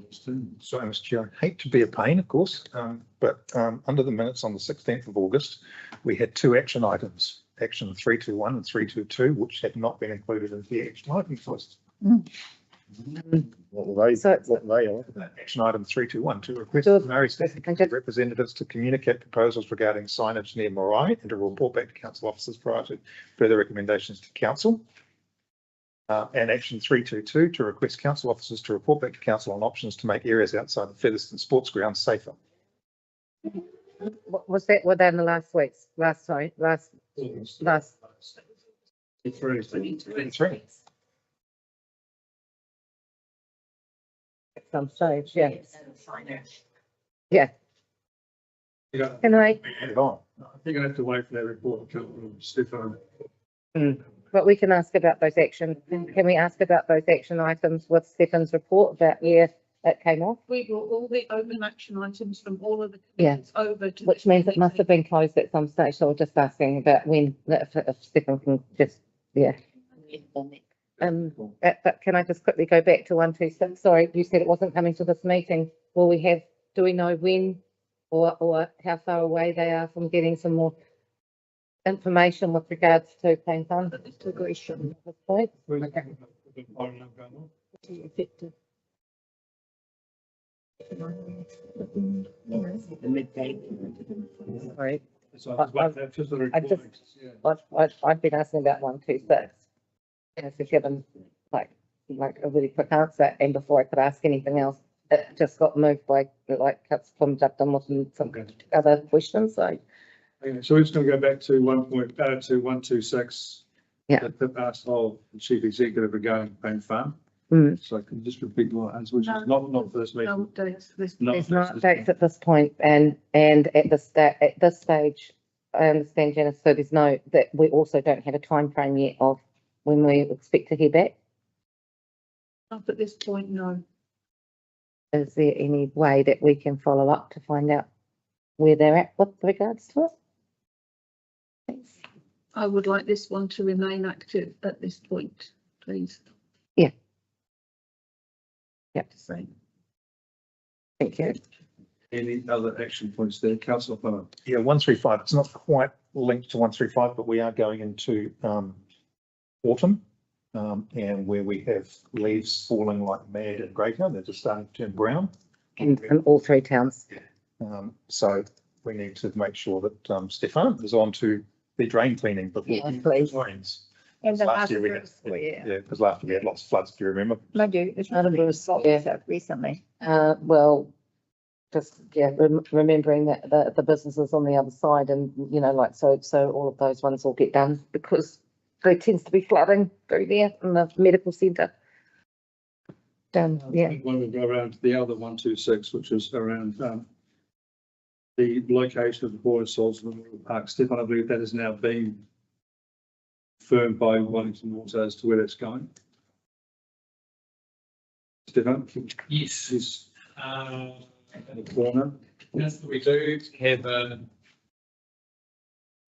proposed site and final design and location detail will come to this table. We move forward. So There's a little bit of information for you. it's in your report. On that. Yeah, that's it. So the mayor received a letter from the Croquet Club last week, week before, I think. You received the Croquet Club. You forwarded to us Councillors not intended. regarding the location of where it's going to be. Was last Friday, are we able to communicate that to the Croquet Club where the proposed location is? I haven't seen that correspondence, councillor, but I did. You forwarded it to Alistair, Woody and myself on last Friday.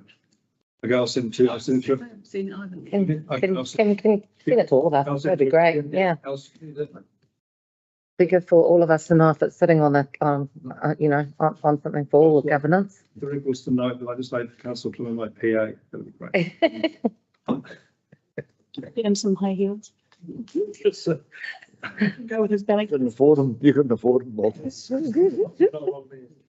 Okay, any? No, there's delusions of grandeur coming from the head of the table up there, I think. Have we got any further movements on the action points? If there's not, we'll close that off. No? Any more questions? If there's no more questions, I suggest we then break for lunch. Second that. Hang on a sec. Just one thing about the actions from that 16th of August meeting. Yeah. They are in the actions register, they just say action with the hearings committee. Councillor Plummer, did you do that? Administrative errors, whatever it was, if you needed them added back onto this register, you just need to pass me to do. Okay, Councillor Plummer, did you do that? I've just sent it to councillors and to Stefan and to Janice. Okay, no, so Amy's found the items that you're referring to?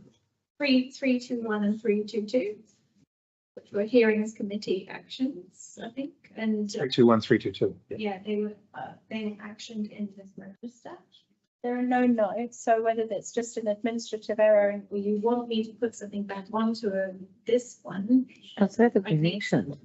From gentlemen. I'd say the connection. We're going to 18 months. I mean, this is kind of, I don't recall any decision or any advice about how to make the facilities was it safer outside the sports ground. I don't recall anything coming back on that. And I'm sure Featherston would remember something on that. There was talk around having a special speed zone around there that encompassed not just around the road, all around it. I don't think we've had it back from the Marrick Betting Committee yet on. it hasn't come to the multi-standard committee. That's what we're saying. It's like, I wanted to find out. yeah. Stefan, do we put these back into the action items report then? Yeah, is that what we need to do? I think, yes, Let's get that just so report. that we can do an internal check. Yeah. Yes, do we need to take a vote on that, or is that just something we can just do? Just do, okay, great, thank you. Okay,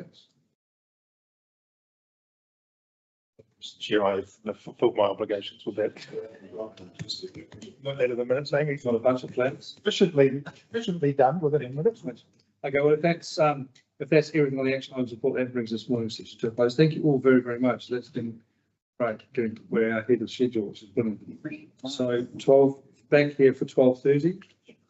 And yeah, and we will be starting with 12.1 at 12:30, okay? Thank you all very, very much.